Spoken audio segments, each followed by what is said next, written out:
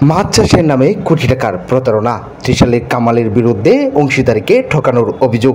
ময়মনসিংহের ত্রিশাল উপজেলার সাঙ্কিবাঙ্গা গ্রামের বাসিন্দা কামাল হোসেনের বিরুদ্ধে ব্যবসায়িক অংশীদারের কোটি টাকার ক্ষতির মুখে ফেলে এককভাবে সম্পদ আত্মসাৎ ও জালিয়াতির অভিযোগ উঠেছে। মাছ চাষের নামে দীর্ঘদিনের গড়ে ওঠা অংশীদারিত্বকে উপেক্ষা করে প্রতারণার মাধ্যমে নিজের নাম সৃষ্টি করে নেন কামাল। পরবর্তীতে ব্যবসা সম্প্রসারণের কথা বলে ময়মনসিংহের হালুয়াঘাটের একটি নতুন ফিশারি প্রকল্প পরবর্তীতে ফিশারিগুলোর মাছ বিক্রির টাকা দিয়ে বিনিয়োগ করেন এবং শফিকুল ও সোহেলকে জানান যে তারাও এই নতুন ফিশারিতে সমান অংশীদার। কিন্তু কিছুদিন পর অংশীদাররা জানতে পারেন হালুয়াঘাটের ফিশারিটি এককভাবে কামালের নামে রেজিস্ট্রেশন করা হয়েছে।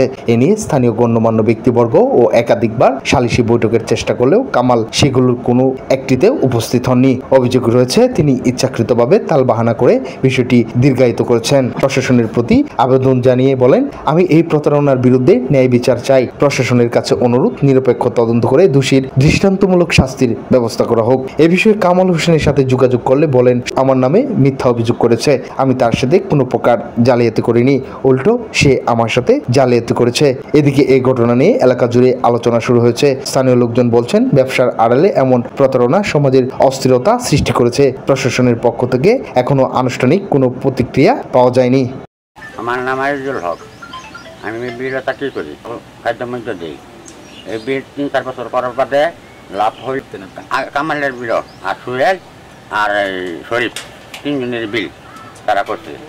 ওর করার বাদে পরে এটা টাকা পয়সা লাভ করার বাদে আরো 2টা বিল রাখছে। ওই 3 বিল যা মাছ বেচা হালদাঘাটের বিল রাখছে। সে বলতেছে তার একা, কামালে বলতেছে এটা বেমানি করতেছে বেচা হে বিলে রাখছে। তিনজনে মিলে রাখছে, সুহেল, শরীফ, কামাল।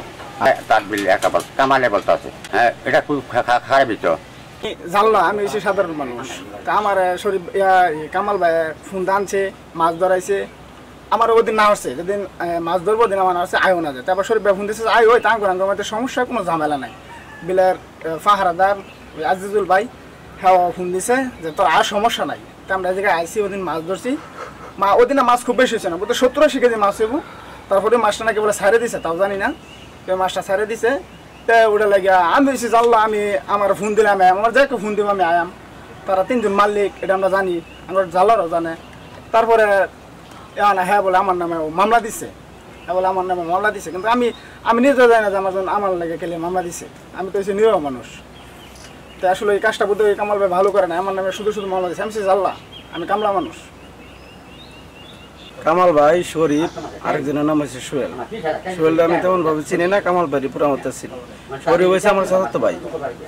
এখন আমি দীর্ঘদিন ধরে দেখতেছি তারা 3জনে ব্যবসা করতেছে এবং কি তাদের মধ্যে সম্পর্ক অনেক ভালো। তারা একসাথে বসে যখন মাছ ধরে তখন একসাথে বসে কথা বলতেছে, হাসি ঠাট্টা করতেছে, মানে খুব ভালো সম্পর্ক। এখন হঠাৎ করে এক মিমার ছড়াইছে যে তারা নাকি টাকা আত্মসাৎ করছে। প্রথম জানি যে শরীফ, কামাল ভাই আর সোহেল ভাই তারা 3জনে মিলে যৌথভাবে ব্যবসা শুরু করছে। এই ব্যবসা দিয়ে তারা আরও 2 থেকে 3টা বিল রাখছে। তারা দীর্ঘদিন ধরে ব্যবসা চলতেছে, প্রায় 5-6 বছর ধরে। এখন হঠাৎ করে তারা হালুয়াঘাটে একটা অনেক বড় বিল নিছে। এই 3 বিলের মাছ বিক্রি করিয়া ওই জায়গায় লাভ্যাংশ দিয়ে ওই জায়গায় রাখছে। এই জায়গার ওই যে যারা বিল মালিক টাকা দিতে হয়, এখানে কিছু ঘাটতি পড়ছে টাকা, সেই জন্য কামাল ভাই এই বিলের যা দোষ আছে সব শরীফের উপর চাপাই দিচ্ছে। এর সাথে এলাকার কিছু মানুষের ভুয়া সাক্ষী নিছে, মিথ্যা সাক্ষী দিছে। ওরা আসলে মূলত তেমন কিছু জানে না। হালুয়াঘাট বিল তারা শেয়ারে তো 3জনের ব্যবসা করে মূলত। পরে তারা ওই হালুয়াঘাট কামালে একা পার্টনারশিপে করা ছিল, কথা ছিল, কিন্তু একা সে তার নামে করে ফেলাইছে। জি, 3জনের নামে কথা ছিল, সে একা তার নামে করে ফেলাইছে। হ্যাঁ, এটা অবশ্যই বেআইনি। এটা নিয়ে তাদের মাঝে মনমালিন্য। আমার নাম শরীফুল ইসলাম।